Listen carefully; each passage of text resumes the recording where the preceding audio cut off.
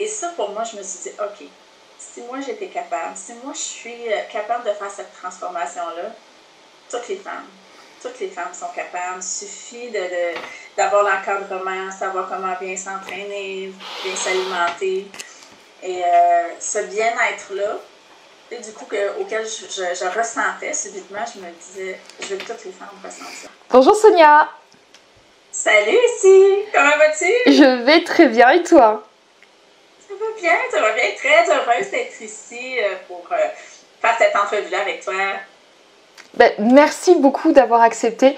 Je me suis permis de te proposer cette interview parce que tu as lancé un projet extraordinaire il y a quelques mois qui est la suite de tout un parcours que je trouve juste extraordinaire. On va en parler aujourd'hui. On pourrait dire de nanny de crèche à star sur les podiums. Voilà, comment je pourrais résumer cette interview? C'est un bon résumé quand même, hein? Qui est assez surprenant. C'est un parcours atypique.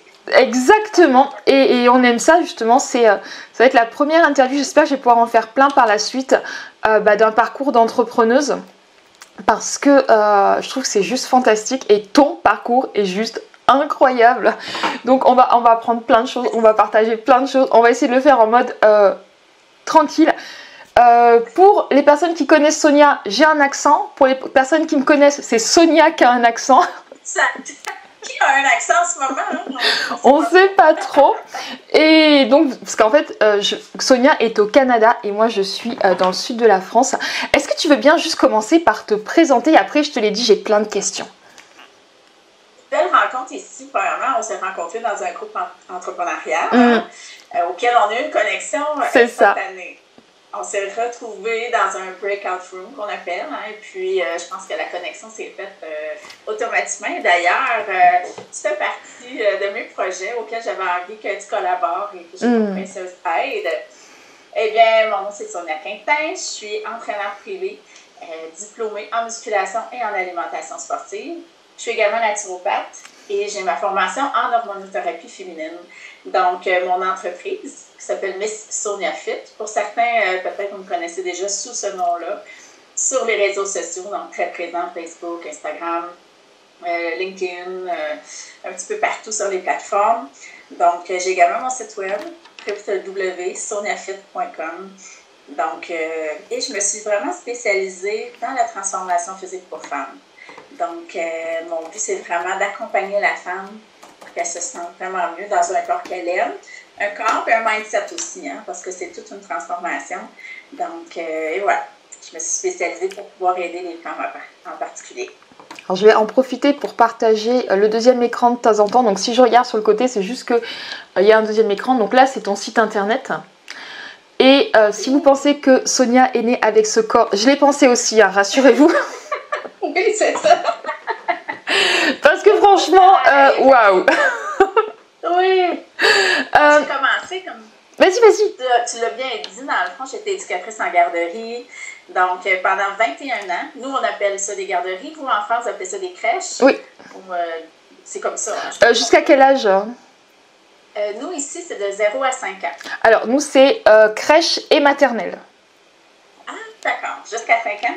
Jusqu'à 3 ans, c'est la crèche, je considère les bébés. Jusqu'à 2-3 ans, c'est les bébés. Et après, à partir de 3 ans à 6 ans, c'est la maternelle. Ah, intéressant. Nous, la maternelle, ça commence à 5 ans. Ah bah. Oui. Donc, en fait, j'ai fait quand même ce métier-là pendant 21 ans. Donc, je suis maman moi-même, j'ai 2 enfants. J'ai une fille de 24 ans maintenant qui s'appelle Audrey. Et j'ai un garçon de 19 ans, un fils qui s'appelle Marc-Antoine. Et comme n'importe quelle maman, hein, notre corps change. Et puis, j'étais pas bien dans le corps que j'avais après mes grossesses. Et j'avais jamais été dans un gym de ma vie. Et là, j'ai vraiment décidé, parce que j'étais pas bien dans ma peau, dans mon corps, de pouvoir faire mon inscription dans un gym. Pour la première fois de ma vie, j'étais début trentaine. Et évidemment, comme plusieurs femmes, hein, on rentre dans un gym, on se sent très intimidée avec toute la machinerie. On ne sait pas trop comment s'entraîner et tout, hein, malgré toute la bonne intention, la bonne foi, parfois, qu'on peut faire preuve. Et s'en est suivi un premier contact avec un entraîneur qui a vraiment été, pour moi, un game changer. Donc, ça a vraiment été fait marquant. Lui, il m'a vraiment montré comment m'entraîner, comment bien m'alimenter en fonction de l'entraînement que je faisais. Donc, j'ai débuté par la course au début. J'étais vraiment une accro de ce type de cardio auquel je sentais une liberté incroyable. J'adorais ça. Et oui, j'ai perdu du poids assez rapidement. Toutefois, c'est sûr que pour rentrer la musculation aussi, à un moment donné, pour pouvoir aller raffermir, avoir un peu plus de fesses et tout. Donc, j'ai suivi les petits cours à du oui, hein? Oui, raffermir, oui. On n'a jamais assez de fesses. Hein? Non, on n'a jamais assez de fesses. Hein. Il faut les raffermir. Exact. Je le dis souvent, je dis, girl, je t'aide à get your sexy back. Je vais vous aider à retrouver vos fesses, entre autres. Mais j'ai suivi mes cours de mise en forme, c'est par le gym, donc cuisses, fesses, abdos, des cours là, dans les grandes salles, là, souvent, parfois que les gyms donnent. Et assez rapidement, j'ai plafonné. Et là, je me suis sentie vraiment mûre et prête pour aller dans la salle de sport.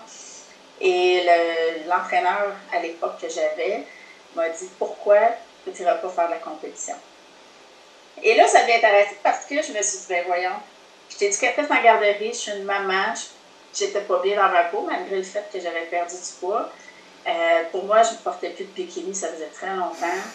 On me disait souvent, ben, t'es une maman, t'es une mère, hein? Maintenant c'est comme ça. Et je voulais pas accepter ça dans ma tête. Je me disais, c'est pas parce que j'approche la quarantaine, c'est pas parce que je suis une mère que ça s'arrête et que je suis obligée d'être dans un corps dans lequel je me sens pas bien. Donc, et là, il m'a dit, écoute, même à 40 ans, là, on peut faire des compétitions. Là. Et entre le moment où tu as commencé la salle et le moment où il t'a proposé des compétitions, il y a eu combien de temps? Oui. Mais là, oui, parce que ce qui est arrivé, c'est que je n'ai pas été tout de suite en compétition. Parce qu'il faut que ta vie soit vraiment stable. Et moi, j'ai fait vraiment un virage. J'ai fait un 180 degrés, donc j'étais éducatrice en garderie. Et je me suis séparée. Et c'était pas un bon moment pour partir en compétition parce qu'il faut vraiment que le niveau de stress soit bas et calme et tout. Donc, et par la suite, j'ai laissé tomber mon travail d'éducatrice pour m'en aller, pour partir de mon entreprise Miss Unifit. Donc, j'ai suivi mon cours d'entraîneur et tout. Et une fois que j'ai été prête, j'ai commencé à faire les compétitions. Donc, j'ai fait quand même 5 podiums en 4 compétitions. Donc, et c'est là, ça a été très révélateur pour moi parce que j'étais certaine à ma première compétition que je ne me classerais pas. Un manque de confiance, un peu le syndrome de l'imposteur. Mais pour moi, je me disais juste de remettre un bikini. Et en plus de monter sur scène, j'étais déjà gagnante. Donc, j'avais déjà acheté mon champagne, prête à popper le champagne, peu importe le classement. Et à ma grande surprise, j'ai fini première place. Donc, et ça, pour moi, je me suis dit, OK, si moi j'étais capable, si moi je suis capable de faire cette transformation-là, toutes les femmes sont capables. Il suffit d'avoir l'encadrement, savoir comment bien s'entraîner, bien s'alimenter. Et ce bien-être-là, et du coup, auquel je ressentais subitement, je me disais, je veux que toutes les femmes ressentent ça. Je veux que toutes les femmes se sentent bien. Parce que j'ai connu c'était quoi, là, pleurer dans une cabine d'essayage parce qu'on essaie d'acheter des maillots, puis on n'est pas bien, puis... Et c'est pas un sentiment qui est agréable. Il y a beaucoup de femmes qui se sentent prisonnières dans des camps auxquels ils ne se sentent pas bien, qui se privent d'aller à la plage, d'aller dans les jeux d'eau avec leurs enfants, ou faire des sorties, même mettre des shorts, là, même certains types de linge auxquels ils ne veulent pas mettre parce qu'ils ne se sentent pas bien, ils n'aiment pas leur chambre, ils n'aiment pas leur ventre. Donc, je veux vraiment accompagner cette femme-là pour qu'elle puisse retrouver un corps dans lequel elle se sent bien. Parce que c'est possible. C'est possible, mais il faut savoir quoi faire, il faut savoir comment s'entraîner. Et je pense que l'accompagnement que j'offre aide vraiment les femmes à transformer leur vie. Tu sais, je sais que parfois même je sauve des couples. Parce que j'ai des femmes, j'ai déjà eu une cliente qui est venue me voir en pleurant en me disant je ne me reconnais pas. Et quand on ne se sent pas bien dans notre corps, bien forcément ça a un impact sur toutes les autres sphères de notre vie. Donc, ça ne fonctionnait plus bien dans son couple non plus. Elle se cherchait, autant dans ses relations interpersonnelles avec ses amis, dans sa famille. Et à la fin de mon 12 semaines de mon accompagnement avec elle, elle a pleuré pour me dire merci. Merci parce que grâce à toi, je me suis retrouvée. Et même sa propre mère lui a pris le visage et elle a dit enfin, je retrouve ma fille. J'ai retrouvé ma fille. Et son chum, par le fait même, avec son copain, ben là, ils ont commencé à faire du vélo, des activités un peu plus sportives ensemble. Et encore à ce jour, ils sont ensemble, plus heureux que jamais. Mais parfois, on a besoin de ce petit coup de pouce-là pour pouvoir entamer cette roue-là que je dis de savoir commencer, comment bien le faire aussi. Je suis une fille de résultats. Donc, on a des femmes occupées, on a des entrepreneurs, pour plusieurs, on a des professionnels, on a des mères de famille, et on n'a pas beaucoup de temps. Ouais. Donc, le peu de temps qu'on veut consacrer à notre entraînement, bien, on va être productif, on va être efficace, on va être sûr. En tout cas, moi, je suis comme ça. Tant qu'à consacrer 1 heure à mon entraînement, dis-moi exactement ce que je dois faire parce que je vais aller optimiser mon temps. M'assurer que ce que je fais, bien, moi, ça va me donner des résultats. Donc, et je trouve que le coaching au féminin également est différent. Oui, je pense complètement, oui. Ouais. Au début, j'avais commencé à faire des hommes, un peu, et rapidement, je me suis vraiment tournée à faire 100% la genre féminine. Là. Je me disais, les femmes, on a besoin d'être soutenues, on a besoin d'être comprises, on a besoin de se sentir accompagnées. Si on a besoin de parler, de savoir que la coach est là, notre métabolisme est différent, nos hormones aussi font un gros impact sur l'atteinte de nos résultats. Donc, de vouloir me spécialiser vraiment pour aider les femmes, pour moi, ça allait de soi. Et j'ai vu le témoignage de Marissa que tu as mis. Oui, entre autres, tes paillettes. Hein? Oui, alors Marissa, moi je la connais pas personnellement, toi tu la connais personnellement, c'était une des coachs de notre groupe. Oui, voilà. Exactement. Entrepreneuriale dans lequel on s'est rencontrés. Exactement. Alors, là, en fait, on en est rendu à quel... tu vois, je parle canadien. On en est rendu à quel... Oh, mais à force, on prend des expressions. Donc là, on est en quelle année quand tu montes officiellement ton entreprise? Il y a combien de temps? Ça fait 3 ans et demi déjà que je fais mon entreprise à temps plein. Au début, je commençais à coacher à temps partiel et assez rapidement, l'entreprise a grossi à un point tel où j'ai fini par laisser tomber mon travail d'éducatrice pour pouvoir me consacrer à mon entreprise à temps plein. Oui, et bon, par la suite, t'avais des émissions de télé, j'ai fait une télé-réalité également qui m'a donné de la visibilité ici au Québec. Et là, l'entreprise a vraiment explosé par la suite. Et là, bien, depuis ce temps... Mais c'était quoi l'émission de télé-réalité? Parce que nous, on ne sait pas ici. Alors, j'ai pas de télé depuis des années. Depuis 2014, je n'ai plus de télé. Mais c'était quelle émission de télé-réalité? Tu me l'avais dit en plus. Oui, c'est 5 gars pour moi que ça s'appelait. Donc, c'est une télé-réalité de dating. Et oui, j'ai daté 5 gars en même temps. Waouh! Hey, franchement, en plus d'être entrepreneuse, en plus de ses enfants, en plus... Ah, ma vie est un film. Mais c'est clair. Je saute sur toutes les opportunités que la vie m'offre. C'est la version québécoise, en fait, de Five Guys a Week, qui est une version britannique. Donc, c'était une première adaptation ici au Québec. D'accord. Donc, j'ai fait partie de la première cuvée. Et ça a été une expérience extraordinaire pour moi. J'ai adoré, j'ai fait des belles connexions humaines. Et par la suite, on rencontre des gens qui font de fil en aiguille. On se retrouve dans différents événements et la force du réseautage également. C'est clair. Et les contacts m'ont amené à me rendre où je suis aujourd'hui. Donc après ça, donc là on est rendu il y a 3 ans. Il y a combien de temps que tu as fait la télé-réalité? Écoute, j'ai lancé une entreprise en avril et j'ai fait la télé-réalité en octobre. Waouh, ça allait super vite. Oui, ça a été très rapide. Oui. Et donc là, tu finis la télé-réalité, tu as toujours ton entreprise, tu as plus de personnes qui te connectent. Et ensuite, il y a les propositions qui arrivent. Oui, tout à fait. Donc, évidemment, j'ai 46 ans. Donc, ma clientèle, je ne veux pas qu'ils connectent avec moi. C'est des femmes en général de 30 ans et plus, 30, 35 souvent.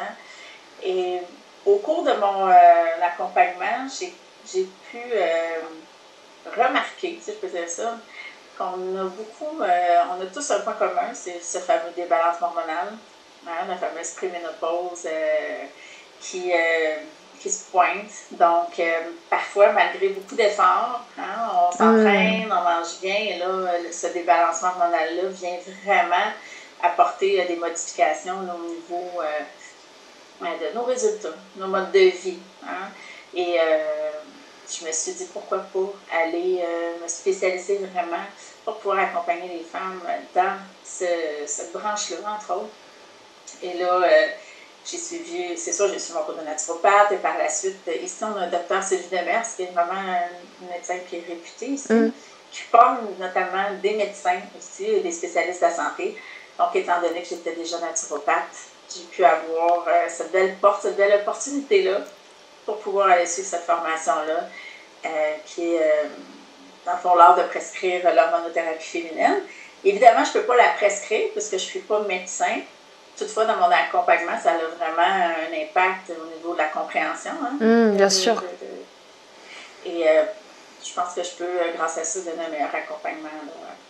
Plus complet. Exactement, exactement. Donc, et j'ai la chance également d'avoir l'émission de radio aussi, ici au Québec, que j'anime le Sonia Show, qui est avec les girls de la Team Méno. Donc, qui est une belle plateforme que j'ai lancée, dans le fond, qui est une plateforme d'entraînement, de remise en forme, où on dépose autant du matériel d'entraînement, que moi je dépose mes vidéos. Moi, je me suis entourée d'une équipe. J'ai Chantal qui est spécialisée en alimentation. Alors, attends, tu vas trop vite. Attends, laisse-nous susciter l'envie et découvrir ton parcours. Parce que voilà, donc, la radio, tu as commencé quand? Parce que là, effectivement, tu as l'émission sur Team Méno. Mais à la base, moi, quand je t'ai connue, tu faisais déjà de la radio. Oui, ça fait 1 an que je fais la radio. J'ai commencé comme chroniqueuse sportive en lien avec l'entraînement, la naturopathie, l'alimentation. D'accord. Chronique en lien avec mon business, mon entreprise. Et donc, ça te fait encore de la com, ça te fait encore de la visibilité. Exact.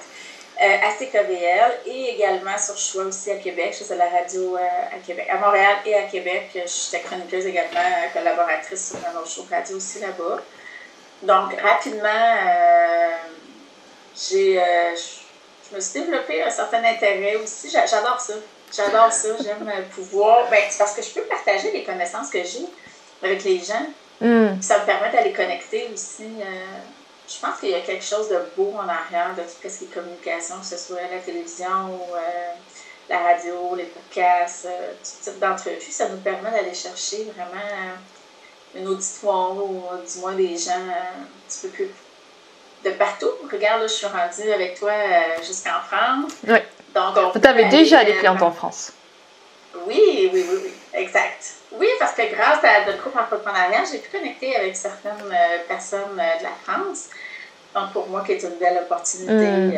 Et je me dis, si je peux pouvoir aider certaines femmes de l'autre côté de l'océan, pour moi, c'est juste un beau rêve. Un autre bel accomplissement. Parce que quand c'est ta mission de vie de vouloir aider les gens, ben évidemment, pour moi, c'est juste comme un beau rêve. C'est vrai que tu dis souvent, en fait, vouloir aider plus, être plus accessible. Et on en a beaucoup parlé. Alors moi, quand je t'ai connue, même quand on a commencé à discuter toutes les deux, il y avait une idée de plateforme. Mais comment exactement tu as eu le déclic, en fait, de créer Team Méno? Donc je rappelle que Team Méno, c'est une plateforme spécialisée pour les femmes qui sont en préménopause et ménopause. Oui, il y a beaucoup de choses dedans. Mais comment t'es venu le déclic de juste créer une plateforme de sport à une plateforme spécifique? D'aller nicher vraiment. C'est sûr qu'il y a des plateformes. Il y en a quelques-unes, hein, des plateformes d'entraînement, mais des plateformes spécialisées vraiment pour aller chercher des femmes de 35 ans et plus en débalancement hormonal. Est-ce que vous êtes obligé d'être en ménopause? Pas nécessairement, mais on met 35 ans et plus parce que dès 35 ans, certaines femmes commencent déjà à avoir d'impact par rapport à leur débalancement hormonal.